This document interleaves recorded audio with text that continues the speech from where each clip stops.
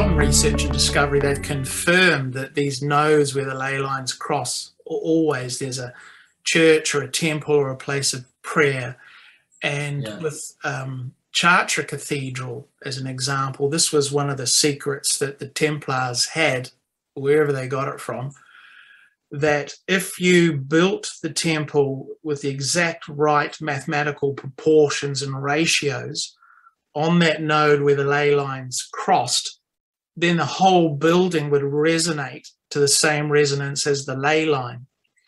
And these people have described even going there today, and at certain times of the year it's more potent than others, which tells you a lot about ceremonies and festivals through the calendar of the year that ancient peoples always followed and adhered to.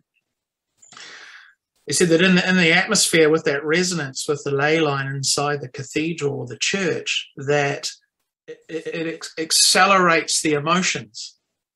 But what they also discovered, you've got to be very, very careful, because if you go in there grumpy and pissed off and thinking how much you hate this person or whatever, it has a really negative effect, because it powers whatever's in you.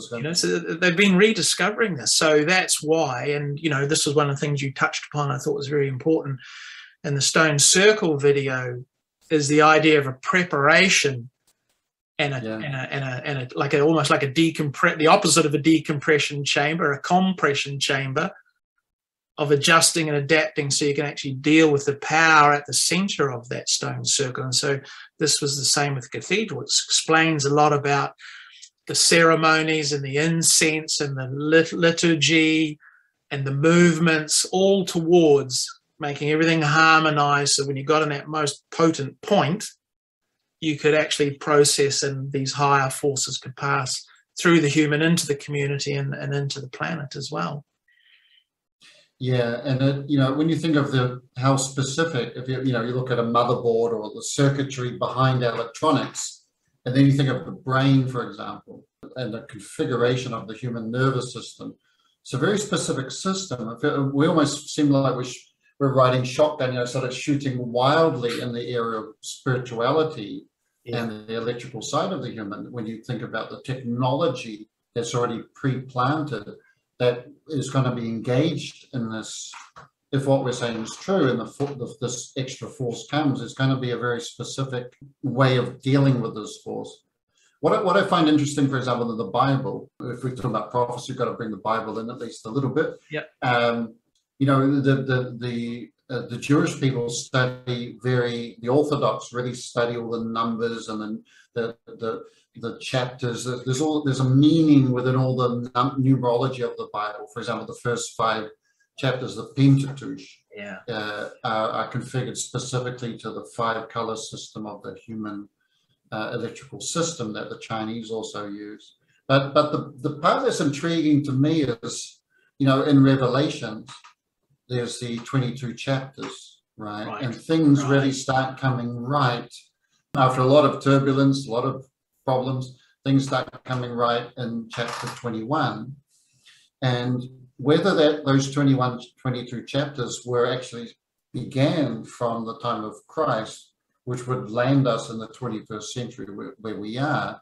In other words, another thing pointing to another element of the convergence. But what's interesting in that is how specific this arrangement of the temple of God or the city of God is. It's not like, thank God the bad times are past, run around in the fields, have a little village, have a little house, enjoy yourself in the fields of the Lord. It's not like that. It's like, there's a temple. It's got 12 different layers of crystal, and I'm going to tell you the order of them. I mean, he was specific enough to say, first there's jasper, then there's this, and then there's onyx, and it's like really specific, right? Yeah. And you think, so let me get this straight. After this new phase begins and everything's luminous and spiritual, you've got to worry about having crystal laid in the floors. Now, whether or not it's physically done like that, it seems to be pointing to that it's not haphazard.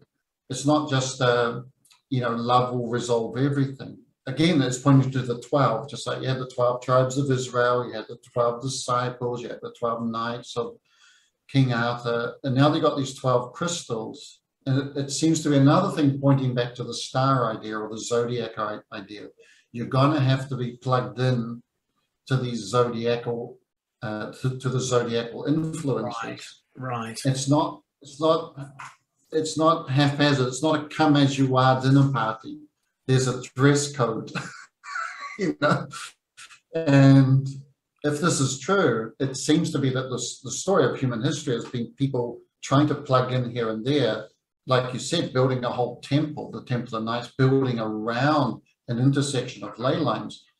The effort to try to plug into this higher force, but then that says that if what we're saying is true, it's amazing that it's not going to be about the effort of plugging in. The force is going to be coming, and it's going to be a scramble to get the right alignment to deal with it.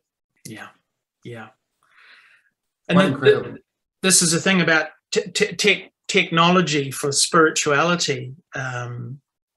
What the Templars believed, and why they went to so much trouble with getting these, because, you know, you look at something like Chartres Cathedral, any of those cathedrals, they still can't quite work out how, with horses and carts and wooden scaffolding, they were able to build something like that, right? Right. But they believed that once that resonance was set up and once it was powered by those intersecting ley lines, they believed that that was like an unseen world's portal to be able to communicate with other intelligences on stars and other planets. You know, and there's a whole other era. And these were serious people. You didn't mess with them. And I don't think they would have done all of that for a fanciful idea. And I think, you know, because you would say the word evolution, you know, you think of tadpoles in a swamp and climbing up a tree and becoming a monkey and getting sick of that and becoming a human, which is a bit like a comic strip.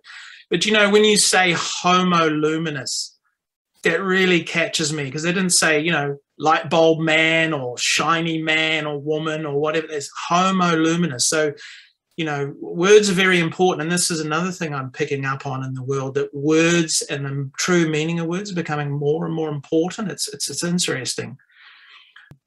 But yeah, Homo sapien, sapien, Homo luminous. So there you saw genetic change. So this idea that the brain got bigger.